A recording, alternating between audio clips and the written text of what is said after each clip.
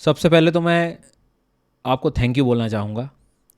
आप लोगों का जो मतलब कमेंट सेक्शन में आप जब मुझे बताते हो कि मेरे पढ़ाए हुए लेसन्स आपको कैसे लगते हैं, मैं सच बता रहा हूँ, मतलब मुझे बहुत ऊर्जा मिलती है। और उसी का ये रिज़ल्ट है कि मैं फिर से दोबारा इस साल आप लोगों के लिए मिनरल हैंडबुक बना पाया हूँ। क्योंकि कुछ ऐसा कंटेंट होता है आपके पूरे प्रिपरेशन, मतलब जब मैं एज ए एजुकेटर आप लोगों के लिए कंटेंट बनाता हूँ, उनमें से एक ऐसा ये कंटेंट है जो सबसे ज़्यादा समय लेता है। एक एक मिनरल पर काम करना, उसका वर्ल्ड इंडिया में रिज़र्व निकालना, प्रोडक्शन निकालना, उसको एडिट करना। बट वो एनर्जी मैं देखता हूँ कि 12-12 घंटे यदि मैं कंटेंट पे काम कर रहा हूँ तो वो आपके मैसेज से ही आती है। So thank you so much.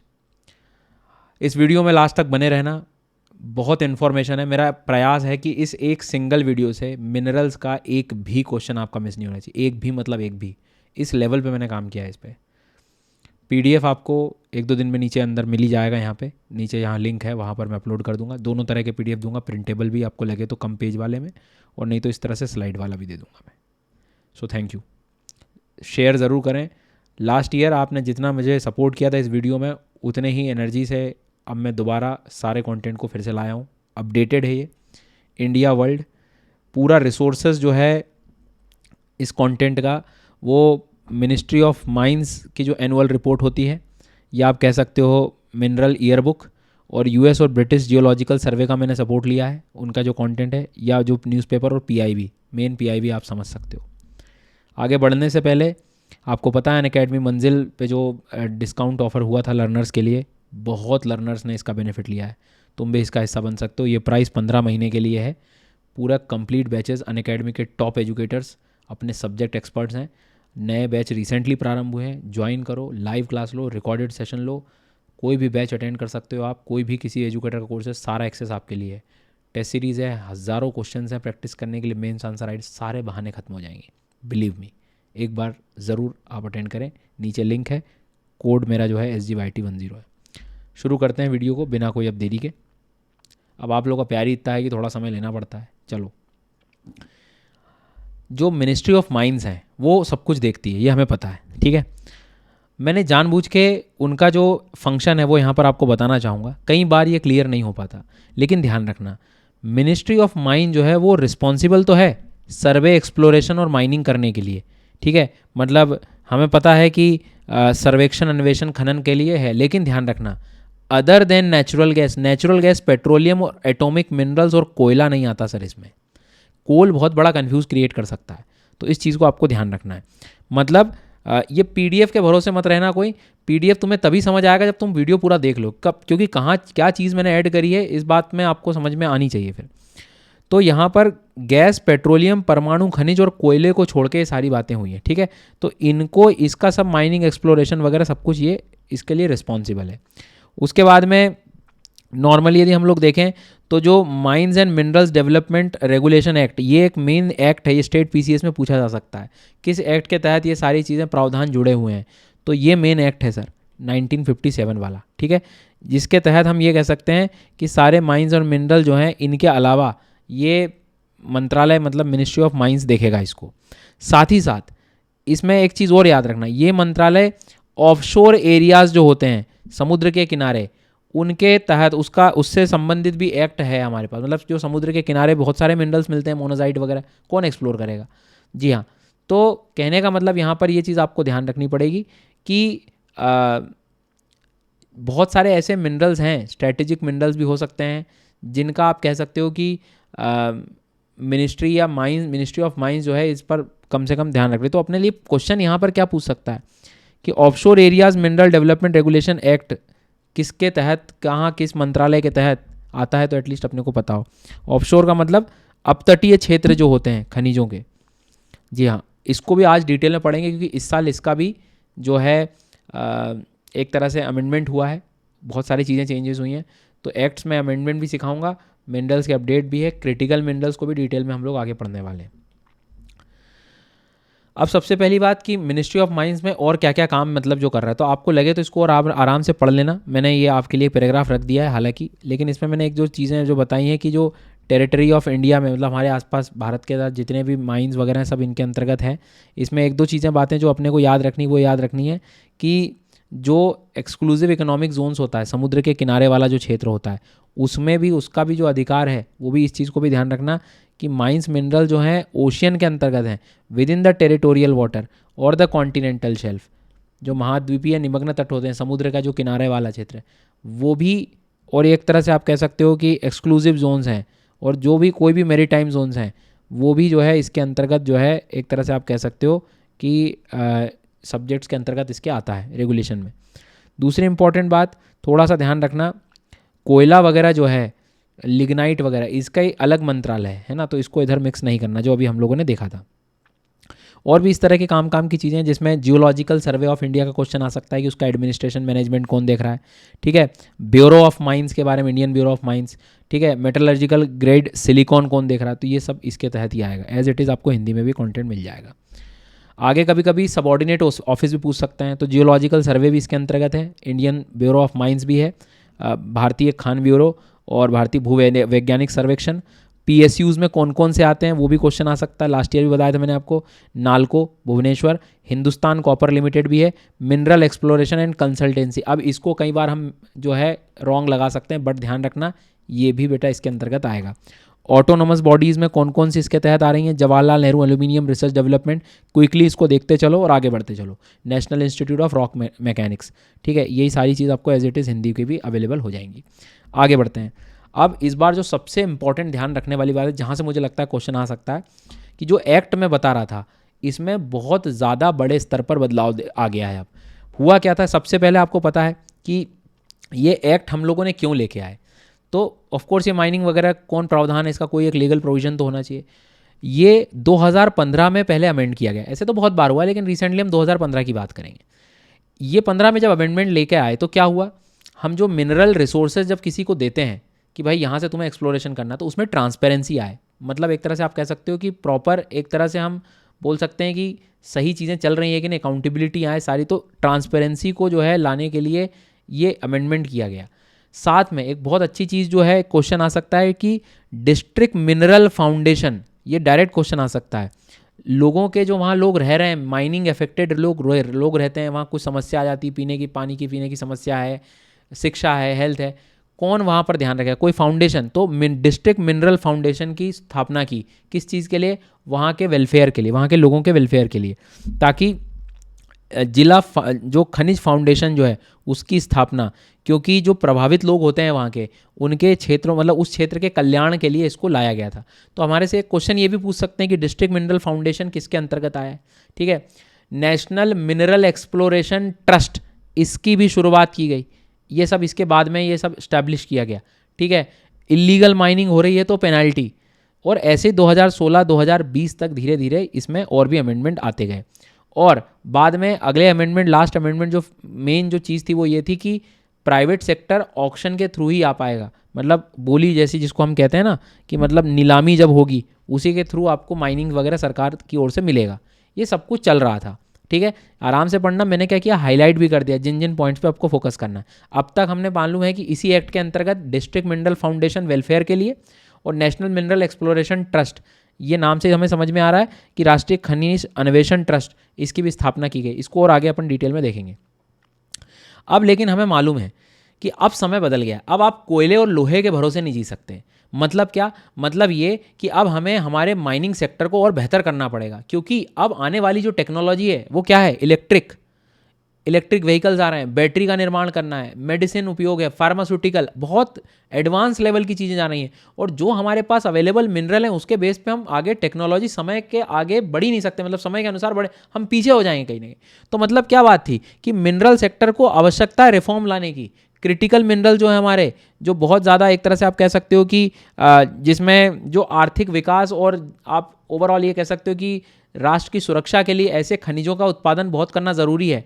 जैसे लिथियम हो गया, कोबाल्ट हो गया, निकल हो गया, इनको निकालना पड़ेगा। अब इनके लिए रिसर्च करनी पड़ेगी। टाइटेनियम हो गया, कोबाल्ट हो गया, ग्रेफाइट हो गया, लिथियम हो गया, रेयर अर्थ मेटल्स हैं, ये सारी चीज़ पढ़ाऊंगा आज मैं आपको आगे। तो नेशनल सिक्योरिटी जो है उसके लिए भी ये ज़रूरी हो जाता है। तो अब डिपेंडेंसी जो है हमारी, अब तक क्या थी कि हम बाहर से कहीं से कर रहे हैं, ये एक्सपोर्ट कर रहे हैं, ये कर रहे हैं, मतलब इंपोर्ट कर रहे हैं। बट हम जब तक एक्सप्लोर ही नहीं करेंगे, रिसर्च नहीं करेंगे, तो ये सब चीज़ क्या हुई, इसी एक्ट को बेहतर करने से चीज़ें आने वाली थी। तो अब ज़रूरत थी हमें फिर से कोई नए एक्ट में अमेंडमेंट, इसी एक्ट में अमेंडमेंट लाने की। देखो मैं बता रहा था आपको कि खनन को बढ़ाने के लिए कुछ और सुधारों की आवश्यकता है। आर्थिक विकास और राष्ट्रीय सुरक्षा के लिए आवश्यक है ये चीज़, जिसमें हमें पता है कि आगे की जो अर्थव्यवस्था, आगे की जो इकोनॉमी है वो लिथियम, ग्रेफाइट, कोबाल्ट, टाइटेनियम ऐसे रेयर अर्थ मिनरल्स पर बहुत डिपेंडेंसी होने वाली है। तो इंडिया पीछे ना रह जाए, इसलिए अमेंडमेंट इस साल किया गया था 2023 में। लोकसभा में करीब आई इतनी तारीख को आया और फाइनली राज्यसभा से पास हुआ। मतलब 2023 में जो हमारा ये वाला एक्ट चल रहा था ऊपर वाला, इसको इन्होंने फिर से अमेंड किया और काफ़ी अच्छे अच्छे प्रावधान आए और प्रीलिम्स में आने लायक चीज़ें हैं। सबसे पहली चीज़ मैंने आपको बताया था कि कुछ ऐसे मिनरल्स होते हैं एटॉमिक मिनरल्स, अब उस पर माइनिंग का कोई अधिकार नहीं था, ज़्यादा हम कर नहीं सकते, क्योंकि एटॉमिक मिनरल्स मतलब जिनकी अलग ही प्रॉपर्टी होती है, न्यूक्लियर एनर्जी है जिसमें बन सकती है, ठीक है, और फिर बिजली वगैरह के लिए उसका इस्तेमाल किया जा रहा था। लेकिन क्या हुआ, थोड़ा सा जब गौर किया गया, ध्यान दिया गया, तो ध्यान से समझना कि इसी जो एक्ट था हमारा 1957 वाला, मतलब ये जो ऊपर वाले जो एक्ट के बारे में बात कर रहा हूँ मैं, इस वाले एक्ट, इस एक्ट की एक खास बात थी कि इसमें जो पार्ट बी था फर्स्ट शेड्यूल के अंतर्गत, उसी एक्ट में पहले शेड्यूल में पार्ट बी रखा था, जिसमें 12 एटॉमिक मिनरल्स जो थे दिए गए थे, उसमें से 6 इन्होंने हटा दिए। मतलब क्या कहना चाह रहा हूँ समझो शांति से। इन्होंने कहा कि अब तक ये था कि भैया जो एटॉमिक मिनरल्स हैं उनका पीएसयूज जो होते हैं हमारे पब्लिक सेक्टर जो है, मतलब जो सार्वजनिक उपक्रम होते हैं, वही उनका एक्सप्लोरेशन कर पाएंगे। एटॉमिक मिनरल है, अब इसीलिए एक्सप्लोरेशन थोड़ा सा लिमिटेड हो गया था।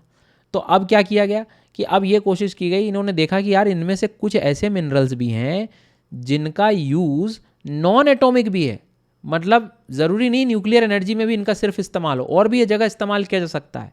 और कहीं कहीं कुछ मिनरल तो इतनी ज़्यादा प्रॉपर्टीज़ भी नहीं दिखाते थे एटॉमिक लेवल की, पर रखा हुआ था और एक्सप्लोरेशन भी बड़ा स्लो हो रहा था पीएसयूज़ के तहत। मतलब देखो कि कुछ मिनरल ऐसे भी थे जो नॉट फिजाइल, मतलब उनमें कोई ऐसा न्यूक्लियर फिजन वगैरह ऐसी एक्टिविटी, रेडियो एक्टिविटी, नेचुरल रेडियोधर्मी उसमें अवस्था उसकी दिखाई भी नहीं दे रही थी। और कुछ तो ऐसे थे कि दूसरे मिनरल्स के साथ पाए जा रहे थे। तो कहने का मतलब हम उनको एक्सप्लोर ही नहीं कर पा रहे थे। तो ये अमेंडमेंट करने से ये हुआ कि अब हम प्राइवेट सेक्टर को और ज़्यादा बुला सकते हैं। जी हाँ, प्राइवेट सेक्टर को अब हम, तो एक सबसे बड़ा अमेंडमेंट जो हुआ है कि प्राइवेट प्लेयर को भी अब थोड़ी सी परमिशन मिलने वाली है सर। तो इस चीज़ को क्यों, क्योंकि डिमांड ही बढ़ रही है सर। तो क्या चेंज हुए सर, ये चेंज हुआ कि इसमें ध्यान रखना प्रीलिम्स के लिए, लिथियम मैंने हाईलाइट कर दिया, lithium, beryllium, titanium, niobium, tantalum, और जो लोग न्यूज़पेपर पढ़ रहे थे उनको पता है, न्यूज़ में भी रहे थे, जिरकोनियम। फिर से देख लेना list, lithium, beryllium, titanium, niobium, tantalum और जिरकोनियम। ये ऐसे मिनरल्स हैं जो काफ़ी ज़्यादा, जिनकी स्पेस इंडस्ट्री में, इलेक्ट्रॉनिक इंडस्ट्री में, टेक्नोलॉजी, कम्युनिकेशन में बहुत ज़्यादा आवश्यकता है। जी सर, तो इनकी आवश्यकता को पूरा करने के लिए हम लोगों को इनको एक्सप्लोर करना पड़ेगा। तो अब हम लोग जो हैं ऐसे मिनरल्स में अब तक इंपोर्ट पर डिपेंडेंट थे कि भैया जो है लेंगे दूसरे देशों से, तो पर ऐसे काम नहीं बनने वाला था। तो एज अ रिज़ल्ट अब जो है हम लोगों ने ये किया है कि ये मिनरल्स को हम ओपन टू प्राइवेट सेक्टर करने वाले हैं with the help of this amendment. इस अमेंडमेंट से अब प्राइवेट सेक्टर भी इसमें आ जाएंगे। तो कौन से, ध्यान रखना, सेक्शन याद रखेंगे, भूलना नहीं है। फर्स्ट शेड्यूल के उनमें से 6 मिनरल्स को इन्होंने अलग कर दिया है। वो 6 मिनरल्स में मैंने यहाँ पर आपको बता रहा था कि lithium, beryllium, titanium, niobium, tantalum और ये जिरकोनियम, ठीक है। अब इससे क्या होगा कि हम एक्सप्लोरेशन और माइनिंग बहुत अच्छे से कर पाएंगे। तो वही सारी चीज़ें मैंने आपको बताई कि वृद्धि होने की अब जो है आशा है। अब हम प्राइवेट सेक्टर को भी, तो एक अमेंडमेंट समझ में आ गया होगा। फॉर यूर इन्फॉर्मेशन मैं आपको बता दूं कि दुनिया में एक क्वेश्चन आ सकता है यहाँ से, ब्राज़ील, कनाडा और ऑस्ट्रेलिया ये लीडिंग ग्लोबल प्रोड्यूसर है नायोबियम और टेंटलम के, ठीक है, ध्यान रखना। ब्राज़ील ने प्रोडक्शन बहुत किया है, एक क्वेश्चन डायरेक्ट पूछा जा सकता है और आते हैं ऐसे question. So greatest amount of niobium minerals जो हैं आए हैं इसमें, ठीक है, अच्छे से याद रखेंगे आप लोग। इसके बाद में और क्या अमेंडमेंट आया, सेंट्रल गवर्नमेंट को ये बोला गया, मतलब एक तरह से कि भैया अब जो है आप, या आप कह सकते हो कि सेंट्रल गवर्नमेंट को थोड़ा सा और ज़्यादा बेहतर अब मौके मिलेंगे क्रिटिकल मिनरल्स को एक्सप्लोर करने के लिए। जी सर, तो केंद्र सरकार को थोड़ा सशक्त बनाने की अब आवश्यकता है। इट मीन्स दैट कि अब थोड़ा सा ध्यान रखना है इसमें कि parliament to empower the central government to exclusively auction mining lease and composite licence for the certain critical minerals. इसका मतलब ये कि ये कुछ ऐसे मिनरल्स थे जिनके प्रॉपर अब जो है केंद्र सरकार इस चीज़ का क्या करेगी, तो इस चीज़ का ध्यान रखना, अब कोशिश करेगी कि इसको ऑक्शन कराए, इसकी नीलामी कराए और ऐसे क्रिटिकल मिनरल्स को जो है एक तरह से एक्सप्लोर कराने की बात थी। इसमें प्लेटिनम ग्रुप ऑफ मिनरल्स भी हैं, ये दूसरा सेक्शन है, ठीक है। और उसके बाद में रेयर अर्थ ग्रुप भी हैं जिसमें यूरेनियम थोरियम नहीं है, बस याद रखना, ये प्रीलिम्स के लिए आ सकता है, ठीक है।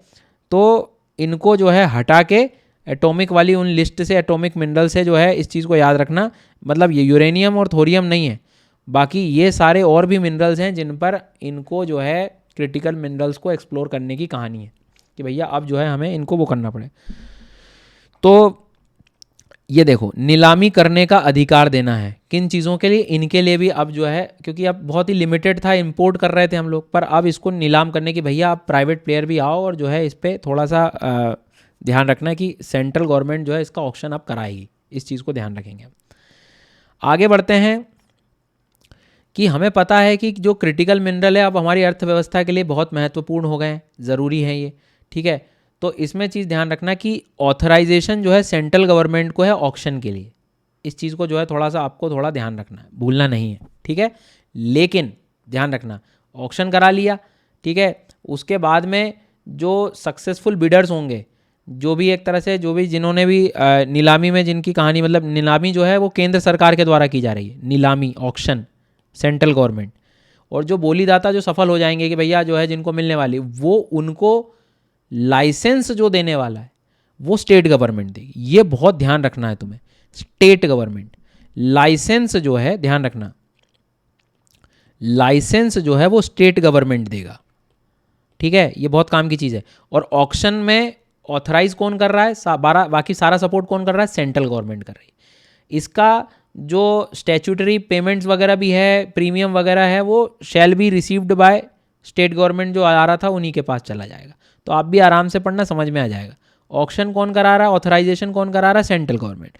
और जब फिर माइनिंग लीज वगैरह जब मिलेगी, उसका जो बिडर्स को लाइसेंस जो दे रहा है वो कौन दे रहा है, स्टेट गवर्नमेंट, पैसा रेवेन्यू स्टेट गवर्नमेंट की तरफ। इस चीज़ को जो है थोड़ा सा ध्यान रखना। अब बात आती है फिर कुछ और चीज़ें की, जो मैं अभी आपको बता रहा था कि एफडीआई सेक्टर अब तक तो अवेलेबल था कि 100% एफडीआई जो था माइनिंग एक्सप्लोरेशन में सेक्टर में था, ऑटोमेटिक रूट वगैरह से सारी चीज़ें चल रही थी। लेकिन अब जो है इन सेक्टर्स में भी, ये क्रिटिकल मिनरल्स के लिए भी एफडीआई लाना बहुत ज़रूरी है। तो इन्होंने क्या करा, एक नया व्यवस्था लेके आए, एक्सप्लोरेशन लाइसेंस की बात करी है इस एक्ट में। इट मीन्स दैट कि इसमें जो है हम एफडीआईज को अट्रैक्ट कर रहे हैं, तो क्वेश्चन आ सकता है किसके थ्रू, तो एक्सप्लोरेशन लाइसेंस के थ्रू। इस चीज़ को जो है थोड़ा सा ध्यान रखना है, ताकि जो डीप क्रिटिकल मिनरल्स हैं, आगे क्रिटिकल मिनरल्स को और मैं अच्छे से एक्सप्लेन करूँगा, सारी चीज़ें बताऊँगा। इसके बाद में जो आपको याद रखना है, जो चेंजेस हुए हैं, थोड़ा सा कठिन है, मुझे मालूम है, हैवी वीडियो है, लेकिन आपको पढ़ना ही पड़ेगा किसी भी हाल में, आपको एग्ज़ाम में क्वेश्चन यहाँ से मिलेंगे, ठीक है। तो इस तरह के बहुत सारे मिनरल्स हैं, मिनरल्स का टेंशन मत लो, आगे हम लोग सब क्लियर कर लेंगे। इस चीज़ में जो कि आपको थोड़ा सा ध्यान रखना है कि एफडीआई को भी अलाउ अब कर रहे हैं इसमें हम लोग with the help of exploration licence. Next one, अब जो ऑक्शन होगा, तो मैंने अभी आपको बताया कि लाइसेंस जो है वो स्टेट गवर्नमेंट दे रहा है, ठीक है, इसमें सब कुछ रहेगा। वैलिडिटी जो रहेगी वो 5 साल की रहेगी, ठीक है, इस चीज़ को जो है थोड़ा सा ध्यान रखना।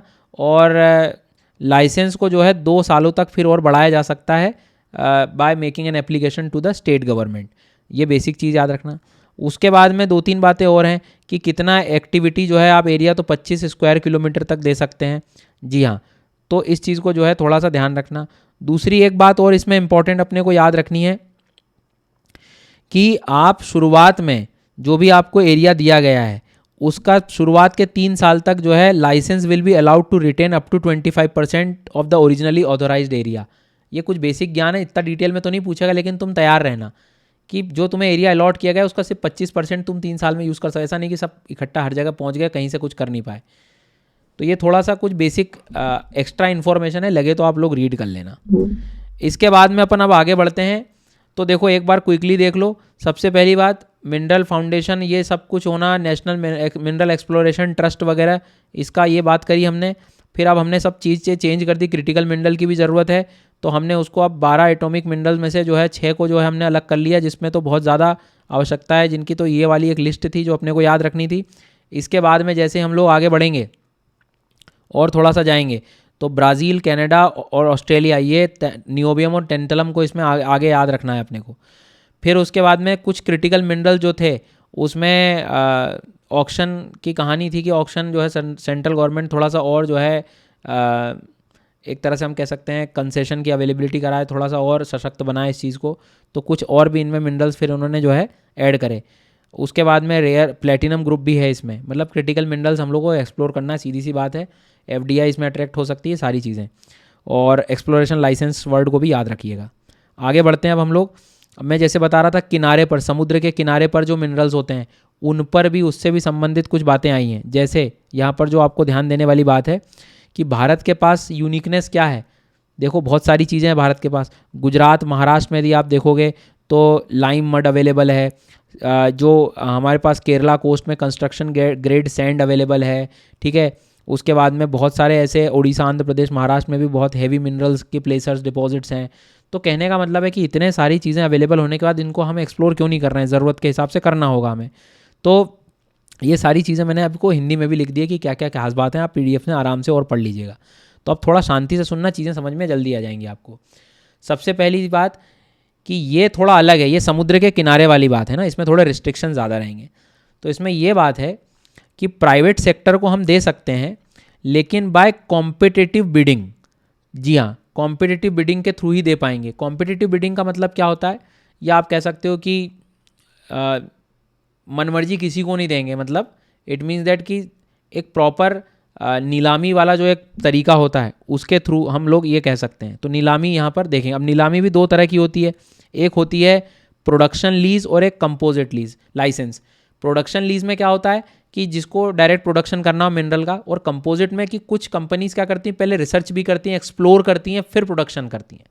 तो याद रखना, तो कंपोजिट लाइसेंस भी पूछा जा सकता है, कंपोजिट लाइसेंस क्या होते हैं। तो उसमें हम लोग क्या करते हैं, एक्सप्लोरेशन करते हैं और फिर बाद में प्रोडक्शन की तरफ आते हैं। तो दोनों चीज़ें जिसमें इन्वॉल्व होती हैं। उसके बाद में फिर वो आपसे कहेगा कि जो है ये सेंट्रल गवर्नमेंट की जो कहानी है या ऑपरेटिंग राइट्स जो हैं किसको मिल रहे हैं इसमें, तो पीएसयूज़ जो रहेंगे वो प्रॉपर ध्यान रखेंगे इन सब चीज़ों का। एक बहुत इंपॉर्टेंट चीज़ है कि एटॉमिक मिनरल्स पर अभी सिर्फ पीएसयूज़ को देने की बात हो रही है, इसमें एटॉमिक मिनरल्स में अभी यहाँ पर प्राइवेट प्लेयर्स नहीं आए। उसके बाद में जो लीज़ है उसका फिक्स कर दिया है 50 साल के आसपास, जो MMDR एक्ट में था, और जो कितना एरिया दिया जा सकता है, लैटिट्यूड लॉन्गिट्यूड 45 डिग्रीज़ के आसपास की बात है, 45 मिनट्स लॉन्गिट्यूड। तो ये इन्होंने उसमें प्रावधान लिखा था, तो आप normally as a factual information याद रख सकते हो। पब्लिक अकाउंट ऑफ इंडिया जो है वहाँ पर एक ट्रस्ट भी बनाएगी, जो कि वहाँ के लोगों के लिए जो है फंड वगैरह व्यवस्था करा के देगी, यदि वहाँ जो भी लोग रह रहे हैं उनको कुछ आवश्यकता है या उनके डिज़ास्टर आ गया, माइनिंग रिलीफ वगैरह, इन सब चीज़ों के लिए, ठीक है। रॉयल्टी वगैरह जो भी सारी चीज़ें हैं वो गवर्नमेंट ऑफ इंडिया की तरफ जाएगी, ये ध्यान रखना।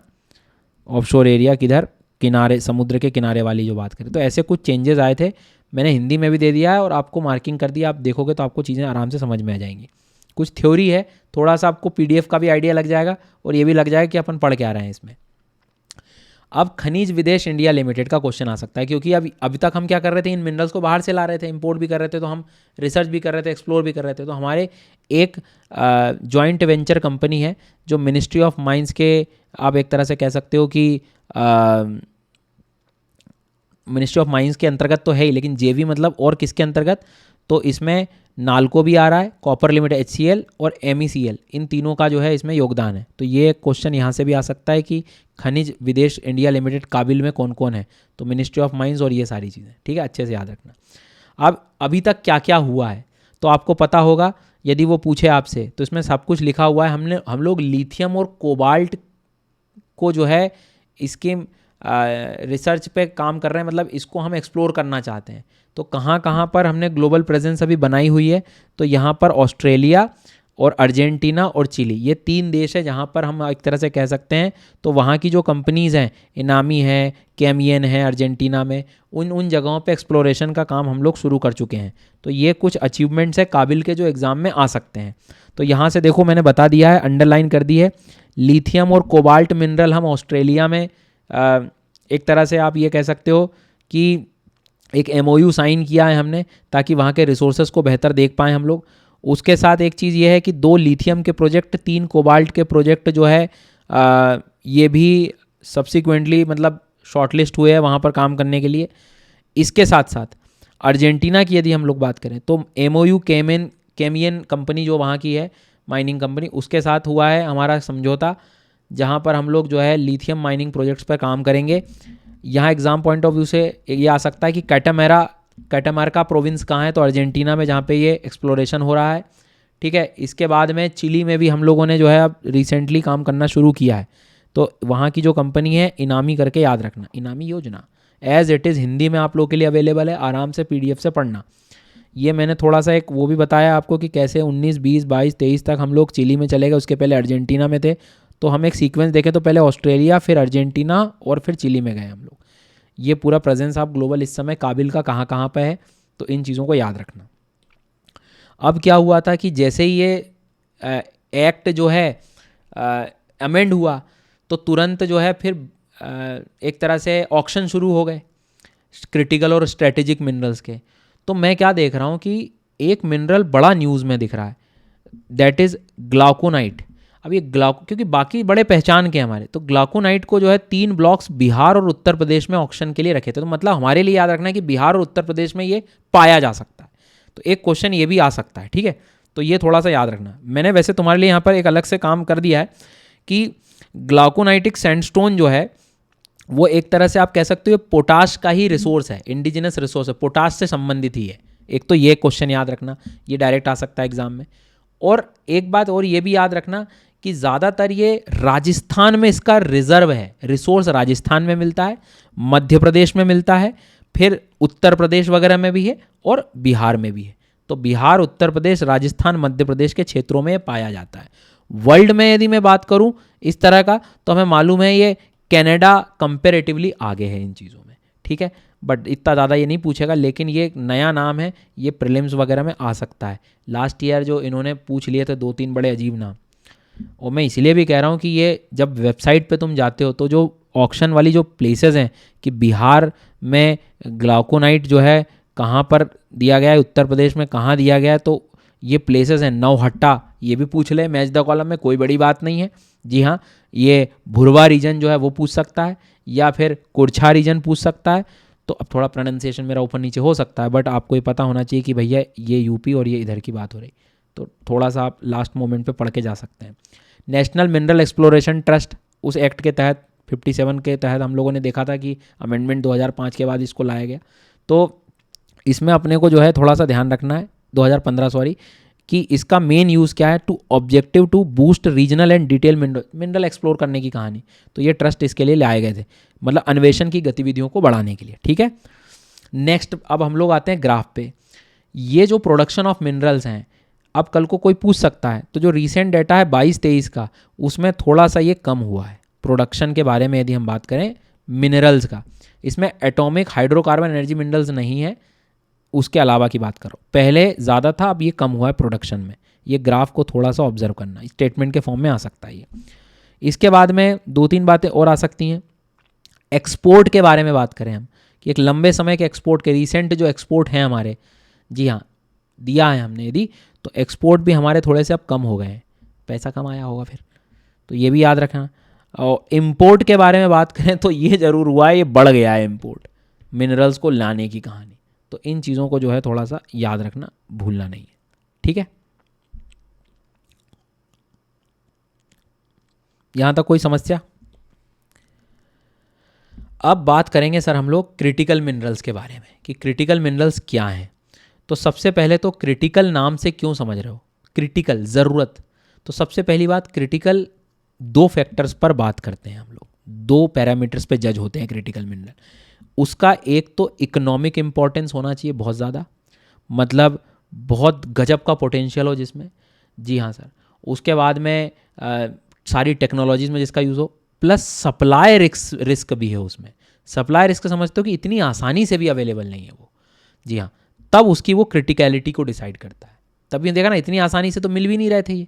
तो ये चीज़ अपने को ध्यान रखनी है इसमें, ठीक है।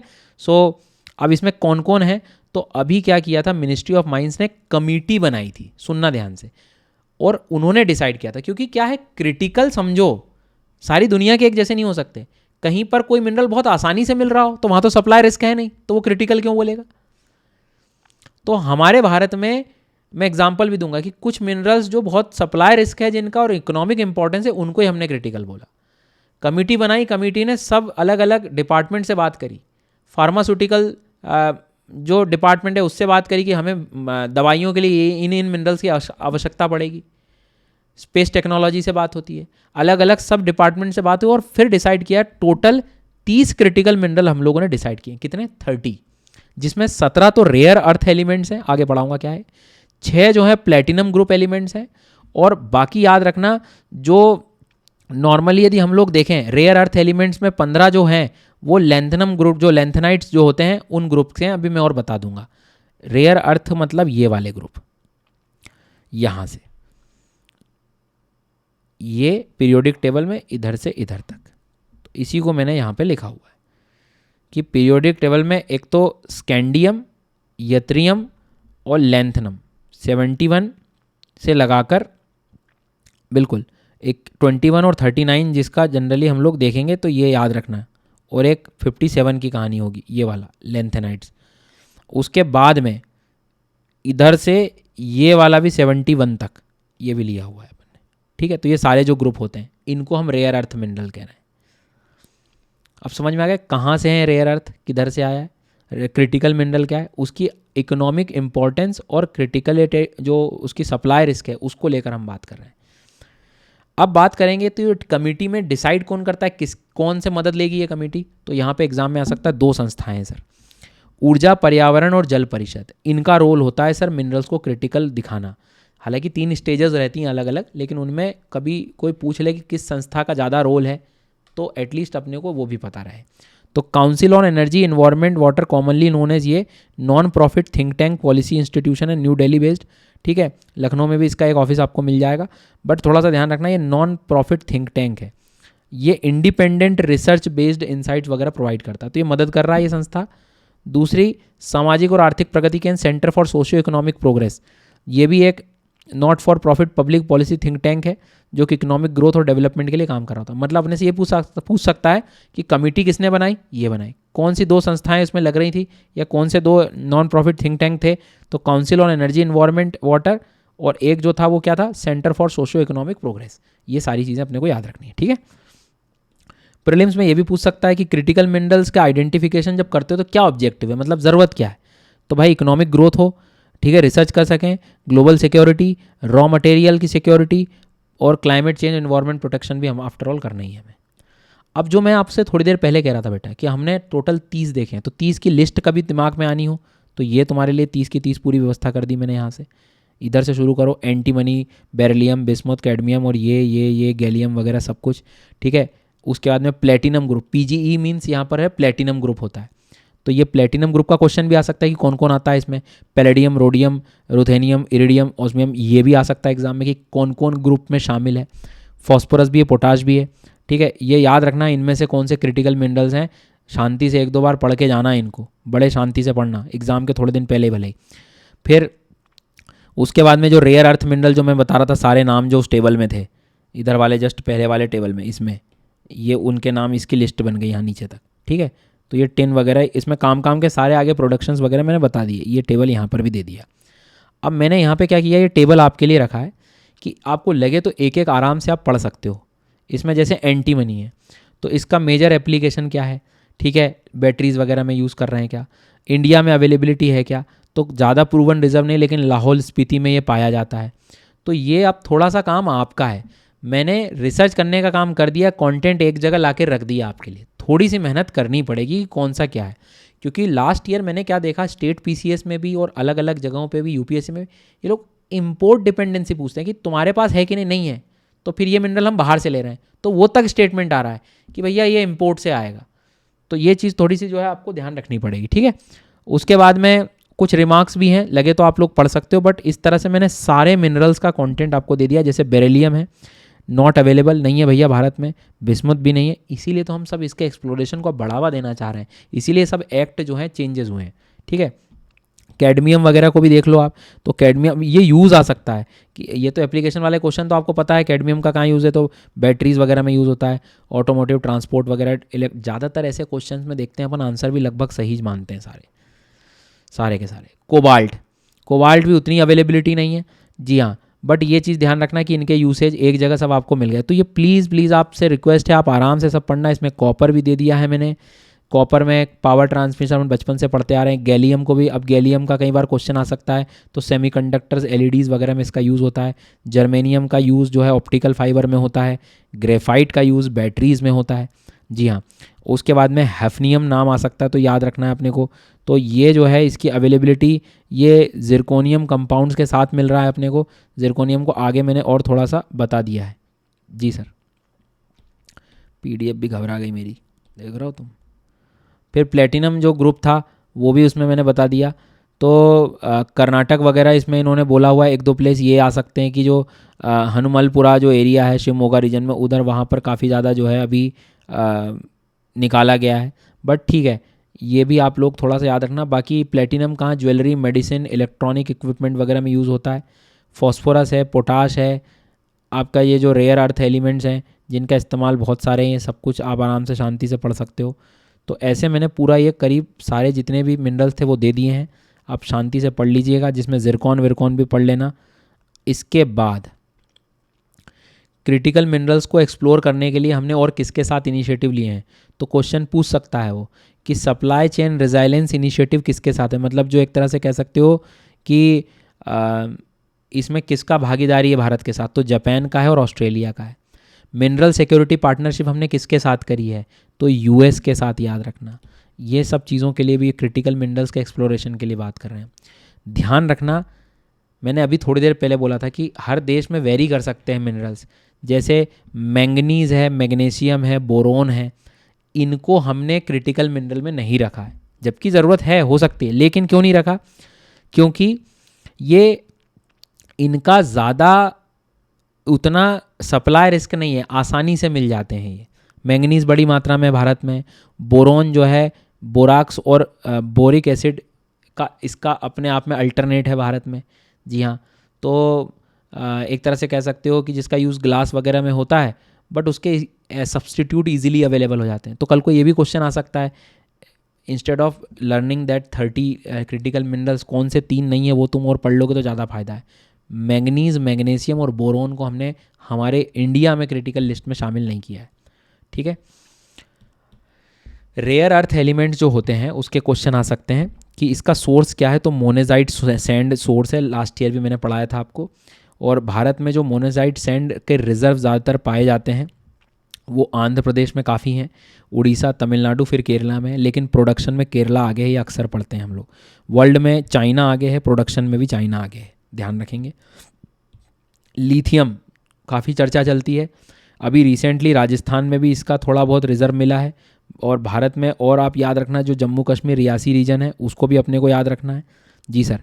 और कर्नाटक का मांड्या रीजन जो है, मरलागल्ला जो एरिया है वो उसमें, और इतना ज़्यादा है नहीं। वर्ल्ड में देखोगे तो बोलीविया के पास सबसे ज़्यादा रिजर्व है, प्रोडक्शन में ऑस्ट्रेलिया कंपेरेटिवली आगे है, तो ये याद रखना। अब यहीं इसीलिए तो हम वहाँ भी जा रहे थे काबिल को लेके। प्लेटिनम और पैलेडियम, इसमें याद रखना कि प्लेटिनम में कौन कौन से ग्रुप्स आते हैं, कितने हैं, तो याद रखना पैलेडियम, रोडियम, इरिडियम, ओस्मियम और रुथेनियम ये भी आते हैं, ठीक है। उसके बाद में कैटेलिटिक कन्वर्टर यूज़ करते हैं हम, इसका यूज़ करने से पोल्यूशन कम होता है, किसमें, गाड़ियों में, कार्स में। भारत में ये उड़ीसा में इसका रिजर्व ज़्यादा है, तमिलनाडु मतलब प्रोडक्शन में देखोगे तो ऑफकोर्स उड़ीसा आगे रहेगा। साउथ अफ्रीका में प्लेटिनम ज़्यादा मिलेगा, ये देखो इंटरेस्टिंग, कुछ यूनिक चीज़ें ज़्यादा पूछेगा यूपीएससी, थोड़ा सा ध्यान रखना, प्रोडक्शन और साउथ अफ्रीका। प्रधानमंत्री खनिज क्षेत्र कल्याण योजना, नाम से तुम्हें समझ आ रहा है कि जो खनिज वाले एरिया हैं वहाँ के लोगों की भलाई के लिए, वहाँ के लोगों को बेहतर सुविधाओं को देने के लिए, उसके लिए ये एक योजना जो है चलाई गई थी। स्पेशली जो डिस्ट्रिक्ट मिनरल फाउंडेशन हमने देखा था ना, उससे जो फंड वगैरह जनरेट हो रहे हैं, डिस्ट्रिक्ट मिनरल फाउंडेशन, जी सर, उससे जो फंड वगैरह जनरेट हो रहे हैं, उससे हम लोगों की मदद करना चाह रहे हैं। यहाँ पर थोड़ा सा ध्यान रखना, specially drinking water supply, health care, education, environment. तो 60% जो है हाई प्रायोरिटी एरियाज़ में खर्च किया जाएगा और 40% जो है कुछ ऐसे प्रायोरिटी एरियाज़ जैसे फिजिकल इंफ्रास्ट्रक्चर, इरीगेशन, एनर्जी है, ये मैंने लिख दिया है। 60% उच्च प्राथमिकता वाले क्षेत्र और 40 जो है ये। तो प्लीज़ PDF से इसको रीड करना, काम का ये है। अब क्वेश्चन आता है इसी में सेक्शन 3E जो है, उसमें माइनर मिनरल्स और मेजर मिनरल्स क्या होते हैं। तो ध्यान रखना, माइनर मिनरल्स हमें लग सकता है कि जो कम है, नहीं, जो एक्चुअल में आसानी से अवेलेबल है, सैंडस्टोन, बिल्डिंग मटेरियल, उनको हमने माइनर कहा है, और इनके अलावा जो है वो मेजर है। ध्यान रखना, ठीक है। माइनर मिनरल्स कौन से होते हैं? जो आसानी से अवेलेबल है, जैसे बोल्डर, जी हाँ, लाइमस्टोन, उसके बाद में बेंटोनाइट, जी सर, उसके बाद में मार्बल, और भी हैं इसमें, बेराइट्स हैं, चौक हैं, ये सारे चीज़ माइनर में आएंगे। क्वेश्चन आ सकता है कि सबसे ज़्यादा माइनर मिनरल कहाँ पाया जाता है? Telangana, Rajasthan, Andhra Pradesh. Minor mineral overall का भी पूछे तो ये मैंने आपको बता दिया है। इस चीज़ को जो है थोड़ा सा ध्यान रखें। इसीलिए नहीं कह रहा था मैं, 10-12 घंटे इसमें लगी गए थे। तो कमेंट में ज़रूर बताना तुम्हें कैसा लगा ये।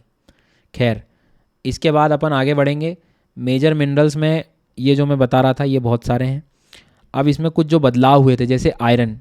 तो आयरन 2 प्रकार का है, अलग अलग ओर्स में होता है, हेमेटाइट, मैग्नेटाइट। तो मैंने यहाँ पर देखो हेमेटाइट वाला पूछे तो उड़ीसा रिजर्व में, झारखंड रिजर्व में, छत्तीसगढ़ रिजर्व में आगे है हेमेटाइट का। मैग्नेटाइट में कर्नाटक, आंध्र प्रदेश, राजस्थान। कुछ चीज़ें आपको याद करनी पड़ेंगी, इसका कोई इलाज नहीं है। प्रोडक्शन लेकिन उड़ीसा में कंपेरेटिवली आगे है, उड़ीसा, छत्तीसगढ़, कर्नाटक, ठीक है। तो इस चीज़ को याद रखना है। वर्ल्ड में रिजर्व ऑस्ट्रेलिया के पास है लोहे का, और प्रोडक्शन के मामले में भी ऑस्ट्रेलिया आगे है। फिर जो है ब्राज़ील आता है। ब्राज़ील में वो आपको याद होगा, कराजस माइन जो है, कराजस माइन ब्राज़ील की बड़ी फेमस माइन है सर। कोयला अपडेट हुआ है भैया, थोड़ा ध्यान रखना। पहली चीज़ कि 23-24 में थोड़ा सा जो है ये प्रोडक्शन, मतलब पॉजिटिव ग्रोथ दिखी है कोयले की। ये क्वेश्चन आ सकता है, क्योंकि चूंकि कोल की वेबसाइट ही अलग है, मंत्रालय अलग है, तो वहाँ काफ़ी कंटेंट मुझे मिल गया था आप लोगों के लिए, ठीक है, पहली चीज़। दूसरी बात, कोल में रिज़र्व देखोगे ओवरऑल नॉर्मली तो उड़ीसा में हम ज़्यादा मान रहे हैं, फिर झारखंड है, फिर छत्तीसगढ़ है, फिर वेस्ट बंगाल है, ठीक है, रिज़र्व भंडार। लेकिन उसमें यदि हम लोग बात करें स्टेट वाइज, अभी जो रीसेंट प्रोडक्शन, तो उड़ीसा में ज़्यादा हुआ है, फिर छत्तीसगढ़, फिर झारखंड, मध्य प्रदेश चौथे नंबर पे चला गया है। पिछली बार चेंज था, पिछली बार के नोट्स अपडेट करना, ये चेंज हुआ है। पहले आगे था झारखंड, अब थोड़ा सा ये आगे की तरफ जा रहा है। जी हाँ, 22-23 के आसपास की बात करें तो वर्ल्ड में यदि हम लोग देखें तो चाइना, ऑस्ट्रेलिया और फिर रशिया की तरफ आप लोग जा सकते हो। ध्यान रखना, ये कोकिंग कोल है। 2 तरह के कोयले होते हैं।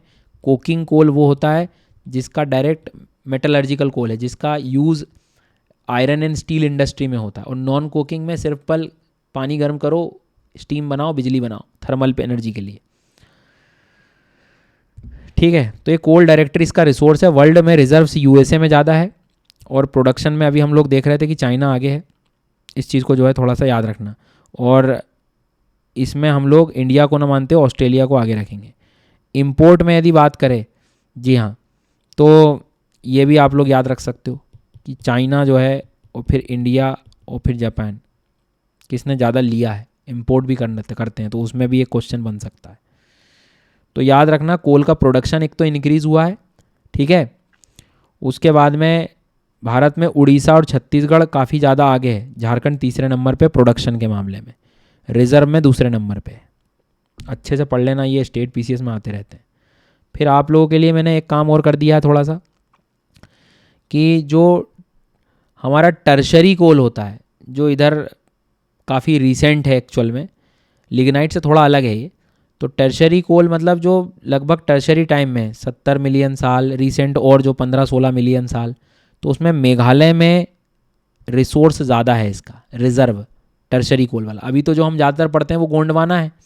गोंडवाना मतलब बिटुमिनस है वो। असम, नागालैंड, अरुणाचल प्रदेश, ये इसका एक सीक्वेंस है, ठीक है, टर्शरी वाला। हालांकि मैंने कोकिंग नॉन कोकिंग का भी दे दिया है, आपको लगे तो आप वो भी कर सकते हैं इसमें आराम से शांति से। कैसे? कोकिंग का मतलब जो मैंने बताया जो हाई ग्रेड होता है, जिसका इस्तेमाल आप एक तरह से सीधा आयरन एंड स्टील इंडस्ट्रीज़ में कर सकते हैं, ठीक है। तो उसके नाम पे जो हम लोगों को याद रखना है वो क्या याद रखना है, तो उसमें छत्तीसगढ़, अब ये यहाँ वाला डेटा देखना तुम लोग, ठीक है, झारखंड, मध्य प्रदेश, वेस्ट बंगाल, ये सीक्वेंस नहीं है, इसमें सबसे ज़्यादा 60 ये दिखाई दे रहा है मिलियन टन, तो इसमें झारखंड को आगे रखेंगे हम लोग, ठीक है। और नॉन कोकिंग जो ज़्यादातर इंडिया में ज़्यादा है एक्चुअल में, क्योंकि ये थोड़ा सा अच्छी क्वालिटी का काम है तो हमें ऑस्ट्रेलिया वगैरह से लेना पड़ता है, इसलिए हमारा वहाँ रैंक था इम्पोर्ट में। अब नॉन कोकिंग में तो आप आराम से जो अभी अपन ने पढ़ा कि जो है उड़ीसा है, डेटा वाइज भी तुम्हें चाहिए हो तो वो भी आप इसमें यहाँ पर ले सकते हो। फिर छत्तीसगढ़ है, दोनों को मिला दोगे आप कोकिंग नॉन कोकिंग तो झारखंड आगे हो जाएगा, फिर एमपी है, इस तरह से।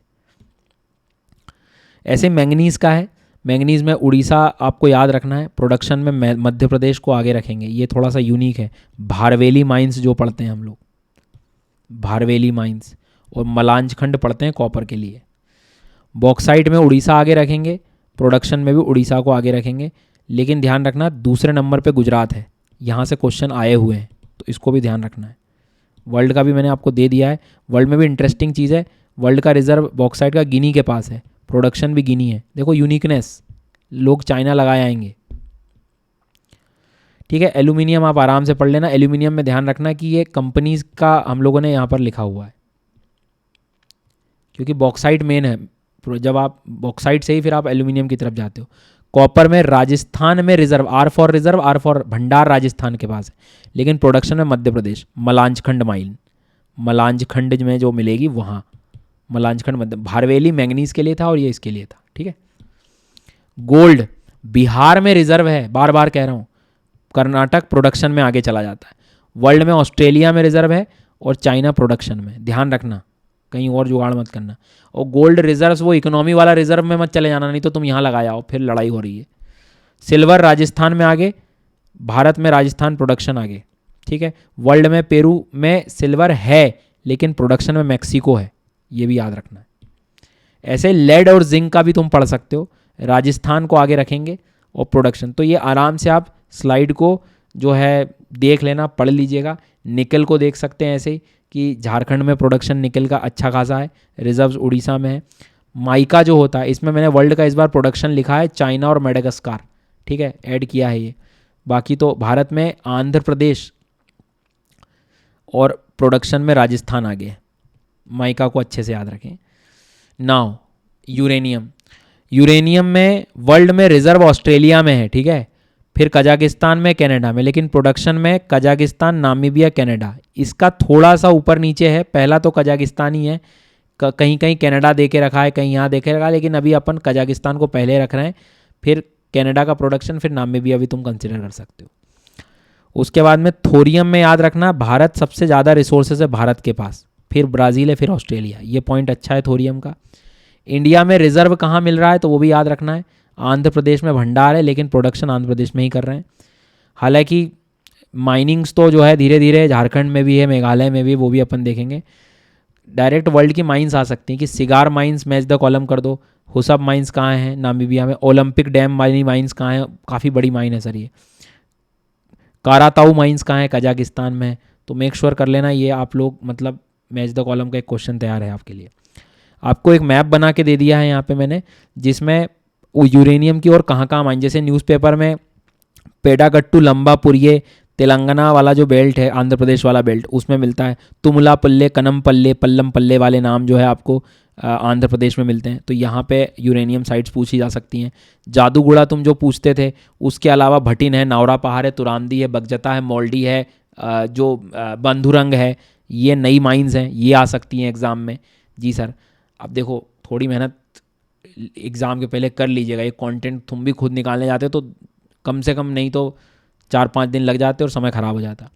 महाडेक बेसिन में भी, डोमिया सियट रीजन, मौजिम राम वाले एरिया में, मेघालय में भी हमें यूरेनियम देखने को मिलता है। तो ऐसे रिजर्व तो हर जगह है, लेकिन ज़्यादातर प्रोडक्शन में आंध्र प्रदेश में कनमपल्ले, तुमलापल्ले वगैरह वगैरह जो रीजन थे ना वहाँ है। झारखंड, मेघालय आपको बता दिया, अब इसमें बता भी दिया कि कहाँ कहाँ मिलेगा। फिर एस्बेस्टॉस है, ऐसे ही राजस्थान, याद रखना एस्बेस्टॉस में हम इम्पोर्ट डिपेंडेंट हैं ज़्यादातर, जो कि अपने को याद रखना है। उसके बाद में लाइमस्टोन में कर्नाटक आगे है, राजस्थान में प्रोडक्शन रखेंगे। क्रूड ऑयल असम में रिजर्व है लेकिन प्रोडक्शन में राजस्थान है, ध्यान रखना। नेचुरल गैस के रिस्पेक्ट में देखोगे तो असम आगे है, ध्यान रखना। और पेट्रोलियम क्रूड ऑयल में देखोगे तो राजस्थान आगे। ऐसे वर्ल्ड में भी देखोगे, वर्ल्ड में रिजर्व तेल का वेनेजुएला में है, नेचुरल गैस का रशिया में है, प्रोडक्शन दोनों में यूएसए कर रहा है। ठीक है, याद रखना। ये ऑयल है, क्रूड ऑयल, और ये नेचुरल गैस। कोबाल्ट का भी क्वेश्चन बहुत आता है, इंपोर्ट डिपेंडेंट है, नीदरलैंड वगैरह से हम लोग लेते हैं। ठीक है, उड़ीसा, झारखंड, नागालैंड, ये इसका सीक्वेंस हो गया।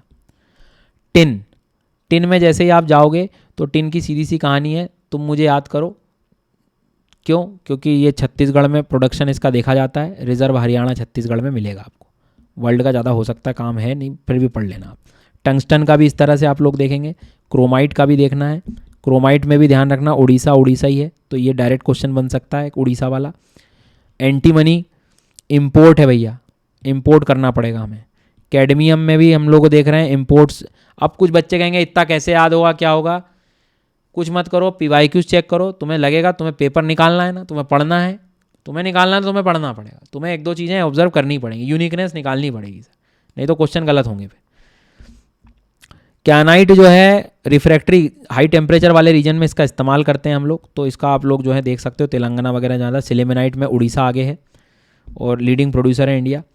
मोलिब्डेनम जो है आपका, उसमें तमिलनाडु रिजर्व है और प्रोडक्शन में इंपोर्ट डिपेंडेंट है, तो आप एक लिस्ट अलग से बना सकते हो इंपोर्ट डिपेंडेंट कौन कौन से हैं।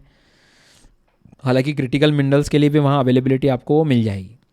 उसके बाद में मेन प्रोड्यूसर भी जो है आपको आई थिंक क्लियर हो गया होगा, ये एंडोसलाइट जो है उसका भी आप पढ़ सकते हो। ऐसे इस तरह से ग्रेफाइट वगैरह भी है, ग्रेनाइट तक दे दिया है मैंने। ग्रेनाइट में भी ध्यान रखना, कर्नाटक और राजस्थान में प्रोडक्शन है, ये बचपन से पता है अपने को। ग्रेफाइट में अरुणाचल प्रदेश आगे है रिजर्व्स के मामले में, लेकिन प्रोडक्शन उड़ीसा और झारखंड कर रहा है। उसके बाद में डोलोमाइट वगैरह है। नेक्स्ट वन इज सेलेनियम और टेरेलियम करके जो है, तो सेलेनियम जो है वो डी कलरिंग एजेंट की तरह यूज़ होता है। इंडिया में इसका रिजर्व झारखंड है और ये इसको भी अपने को याद रखना है। परलाइट भी आप आराम से पढ़ना, वेनेडियम पढ़ सकते हो आप लोग। इसमें जो इलेमेनाइट और रूटाइल है, ये याद रखना, ये टाइटेनियम का मिनरल है सर मेनली। और इलेमेनाइट तमिलनाडु में रिजर्व है और रूटाइल इसका आंध्र प्रदेश में है। और इसका यहाँ पर ये प्रोडक्शन आप लोग देखोगे तो इधर आपको देखने को मिल जाएगा। अब इसमें कोई ऐसा कॉन्सेप्ट तो है नहीं कि मैं खूब समझाऊँ, इट्स ऑल अबाउट इन्फॉर्मेशन जो तुम्हें कहीं इकट्ठी मिल जाए। लिटरली कोई बुक कोई रिसोर्स नहीं मिलता है हमें, तो एटलीस्ट आप इसका सहारा ले सकते हैं। जिरकॉन याद रखना, जिरकॉन जो है बहुत स्टेबल है, हाई टेम्परेचर में रिफ्रैक्टरीज में यूज़ होता है जी सर। उसके बाद में ये हैवी मिनरल्स के साथ एलिमेनाइट, रूटाइल वगैरह इनके साथ क्लोजली मिलता है। मोनाजाइट सैंड बीचेस में भी मिलता है। इंडिया में प्रोडक्शन तमिलनाडु, केरला और उड़ीसा कर रहे हैं इस समय, तो ये आप बहुत इंटरेस्टिंग, मतलब आजकल यूपीएससी यूनिकनेस पे जा रहा है। वर्ल्ड रिजर्व में Australia, south Africa, world production में ऑस्ट्रेलिया, साउथ अफ्रीका, तो ये थोड़ा सा आप लोग याद रखें। ऐसे ही एक वर्मिक्यूलाइट है, वर्मिक्यूलाइट में भी तमिलनाडु, आंध्र प्रदेश आपको देखने को मिलेगा। सॉइल कंडीशनिंग में यूज़ किया जा सकता है ये, वो जो यूनिक क्वेश्चन आते हैं अजीब से, वहाँ काम आएगा तुमको ये, जी हाँ। उसके बाद में हॉर्टिकल्चरल इसका एप्लीकेशन है, थर्मल इंसुलेटिंग क्वालिटी है इसकी सर जी। इसके बाद कुछ बातें बहुत काम की लास्ट में, there is no primary source of gallium in the country, ध्यान रखना। China is the largest producer of gallium. Diamond MP में मिलता है, वर्ल्ड में Russia, Botswana, reserve plus production आएगा। मार्बल का जो भी रिसोर्सेज है वो ये कहता है कि राजस्थान, जम्मू कश्मीर और गुजरात में मिलेगा तुम्हें, प्रोडक्शन राजस्थान आगे है। Production of magnesite Tamil Nadu, Uttarakhand और कर्नाटक, मैग्नेसाइट। फॉस्फेराइट जो मिलेगा वो राजस्थान और मध्य प्रदेश में मिलेगा, फॉस्फोराइट राजस्थान और मध्य प्रदेश में। वोलस्टोनाइट जो है वो अजमेर वाला एरिया, मतलब तुम समझ गए, राजस्थान में पहले रखेंगे हम लोग। ये कोटिंग वगैरह में काम आता है, मेटलर्जिकल जो फ्लक्सेस हैं उनकी फिलिंग वगैरह में भी, सेरामिक्स वगैरह में इसका इस्तेमाल करते हैं। डायटोमाइट जो है वो गुजरात और राजस्थान में देखने को मिल रहा है जी सर। इसके बाद है गार्नेट, तो गार्नेट जो है वो बड़ा क्रिस्टलाइन नेचर में अवेलेबल होता है। दूसरी इंपॉर्टेंट बात जो तुम्हें यहाँ पर याद रखनी है वो याद रखनी है कि स्पार्क प्लग, पेंट, पॉलिश वगैरह में इनका इस्तेमाल होता है। राजस्थान इसका प्रोडक्शन करता है, आंध्र प्रदेश और उड़ीसा, तेलंगाना में गार्नेट मिलता है। बेंटोनाइट जो बता रहा था मैं आपको, ये काफ़ी बल्क रिसोर्स में माइनर मिनरल्स के उस वाली लिस्ट में हम लोगों ने देखना, एक बार मिल जाएगा आपको। बिल्कुल, तो ये ब्लीचिंग क्ले भी इसे कहा जाता है। प्रीलिम्स का एक स्टेटमेंट यहाँ से बन सकता है। ज़्यादातर ये आपको राजस्थान वाले क्षेत्र में देखने को मिलता है जहाँ पुराने रॉक सिस्टम्स अवेलेबल हैं। और इसके बाद में फ्लोराइट, नेचुरली ये बड़ा इसकी इंटरेस्टिंग प्रॉपर्टी है, ये कलरिंग उसमें मिलता है। मतलब कहने के लिए प्योर फ्लोराइड तो कलरलेस है, लेकिन किसी के साथ जब ये कनेक्ट होता है, मतलब एक तरह से आप कह सकते हो कि वेरिड कलर्स प्रोवाइड कर सकता है मिनरल किंगडम्स में, जिसमें कलर कैसे आ गया, इम्प्यूरिटीज़ के कारण। गुजरात, राजस्थान, छत्तीसगढ़ फ्लोराइड में देखने को मिलेगा। तो सर ये कुछ ऐसे मिनरल्स हैं। होप कि आपको पसंद आया होगा वीडियो। कैसा लगा कमेंट में ज़रूर बताना। अनअकैडमी सब्सक्रिप्शन ले सकते हो तो लो। इस तरह की बहुत सारी चीज़ें आप लोग का इंतज़ार कर रही हैं, बहुत डिटेल में पढ़ेंगे हम लोग, सारे क्वेश्चन सॉल्व होंगे। फिर आपके SGYT10 कोड का इस्तेमाल करो। अनअकैडमी सब्सक्रिप्शन लेकर आप अपनी प्रिपरेशन को एक बेस्ट लेवल पर ले जा सकते हो। टॉप एजुकेटर्स के द्वारा जो है यहाँ पर प्रीलिम्स मेंस की पूरी प्रिपरेशन है। कमेंट में ज़रूर बताना कैसा लगा वीडियो। नीचे PDF से इसको कर लेना, और आप लोग शेयर भी कर सकते हो ये मिनरल हैंडबुक जिन ज़रूरत है जिन लर्नर्स को, क्योंकि ये कंटेंट नहीं मिलता है, कहीं मिलता है तो वो अपडेट नहीं होता है। तो काफ़ी मैंने मेहनत करी है इसमें, तो अब मेहनत को सफल करने का काम आपका है। बढ़िया से पढ़ो, अच्छे मन से, और एग्ज़ाम निकालो भैया, उसमें ज़्यादा खुशी है। ठीक है। और ये जो प्राइस कम हुआ है इसका बेनिफिट लो, स्पेशली वो लोग जो सब्सक्रिप्शन लेना चाहते थे। ये 15 महीने का सब्सक्रिप्शन है। पूरी प्रीलिम्स मेंस की सारी कंप्लीट तैयारी, ईच एंड एवरी कॉन्सेप्ट सब कुछ पढ़ेंगे हम। टेस्ट सीरीज़ है, कॉम्प्रिहेंसिव स्टडी मटेरियल है, बैचेज़ हैं, पूरी तैयारी आप कर सकते हो। और नहीं तो आप एक बार अनअकैडमी की है मेरी प्रोफाइल पे भी जाकर विजिट कर सकते हैं। Thank you so much. SGYT10। मिलते हैं अगले वीडियो में। धन्यवाद।